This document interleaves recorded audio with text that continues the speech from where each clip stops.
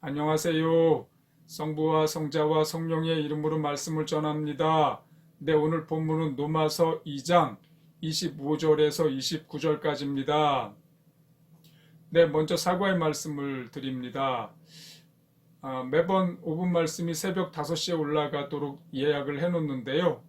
어제도 그렇게 해놨는 줄 알았는데 제가 실수를 해서 오늘 새벽 5시에 올라가도록 해놨더라고요. 까맣게 모르고 있다가 어제 아는 권사님과 전화 통화를 하는 중에 그 권사님이 오늘 말씀이 안 올라왔다고 하셔서 그때 알았습니다. 그래서 부랴부랴 올렸는데 그때 시간이 어제 오후 2시 20분경이었습니다. 매번 실수를 안 하려고 애를 쓰는데 가끔 실수가 나옵니다. 죄송하다는 말씀을 드립니다. 자, 말씀을 전하겠습니다. 어제 말씀에 사도 바울이 유대인들의 이중성에 대해서 말을 했습니다. 그러한 이중성으로 인해서 하나님이 비방을 세상 사람들로부터 받으신다. 이렇게 말씀을 전했는데요. 자, 이것을 적용하기를 우리 그리스도인들의 이중성, 그 다음에 저 같은 목회자들의 이중성이 하나님을 세상 사람들로부터 비방받게 한다. 이런 말씀을 전하면서 우리 그러한 이중성을 고쳐야 된다. 이런 말씀을 드렸습니다. 자, 오늘 말씀 계속해서 사도 바울이 유대인들에 대해서 계속 말합니다. 25절에 보면은 만일 하나님의 율법을 지킨다면 유대인이라는 것이 어느 정도 가치가 있겠지만 지키지 않는다면 이방인보다 나을 것이 없습니다. 이렇게 말합니다. 그 다음에 그렇지만 비록 이방인일지라도 하나님의 율법을 잘 지킨다면 하나님께서 유대인들에게 주려고 계획하신 모든 권리와 명예를 그들에게도 주실 것입니다. 그러니까 유대인이냐 이방인이냐 이것이 중요한 게 아닙니다.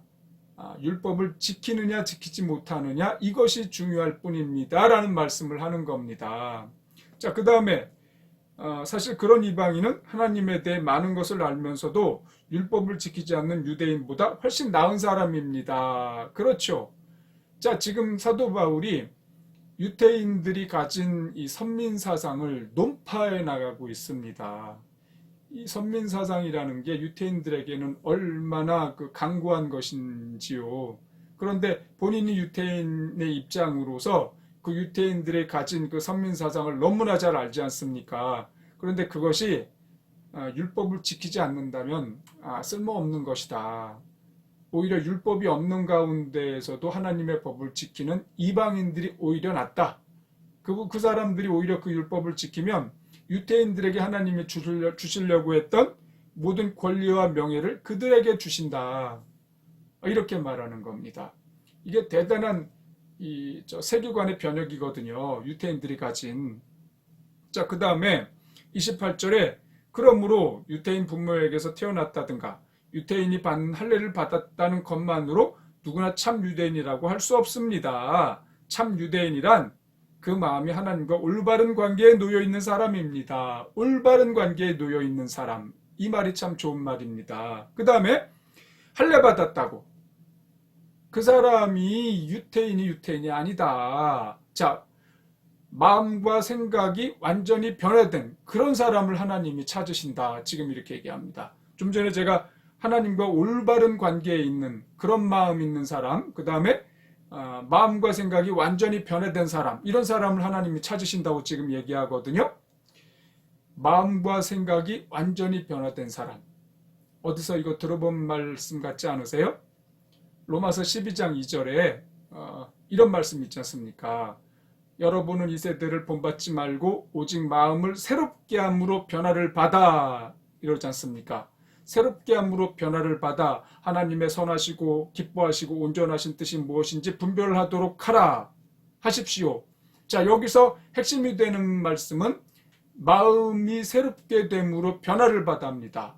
지금 여기도 마음과 생각이 완전히 변화된 사람, 하나님과 올바른 관계, 그 마음이 올바른 관계에 있는 사람, 이런단 말이죠. 자, 우리는 어떻게 그 마음이 하나님과 올바른 관계를 맺을 수 있고 또 마음과 생각이 완전히 변화를 받을 수가 있을까요? 어떻게 해야? 내 안에 계시는 성령님을 따라야 됩니다. 그 성령님이 우리 마음을 변화시켜주는 분이세요. 다른 종교에서는 자기가 수련을 하고 돌을 닦아야 또는 깨달음을 얻어야 자기 변화가 일어난다라고 하지 않습니까? 자기 구원을 받고. 그런데 우리가 믿는 이 신앙은 우리의 힘으로, 사람의 힘으로 되는 것이 아닙니다. 우리는 모두 타락한 사람들이지 않습니까? 죄로 인해서 우리의 그 형질이 바뀌어버렸어요. 그래서 이 형질로는 구원에 이룰 수가 없고 자기 마음을 새롭게 할 수가 없습니다. 아무리 수련을 해도. 그래서 성령님을 우리 안에 보내주신 거거든요. 그래서 그분을 우리가 모셨지 않습니까? 그래서 그분과 사귀고 교제를 나누고 그분의 뜻을 따라가고 진리를 행하면 그분이 저절로 우리 안에서 우리의 마음을 새롭게 해주시는 겁니다. 그 깨끗하고 고결한 분이요. 만일 그분을 내 안에 모셔놓고 거절한다면, 그분의 뜻을 따르지 않는다면 나의 이 속사람은 점점 형편없어질 겁니다. 그래서 우리가 어떻게 마음과 생각을 새롭게 할 수가 있습니까? 우리 안에 와 계시는 성령님을 따르면 되는 겁니다.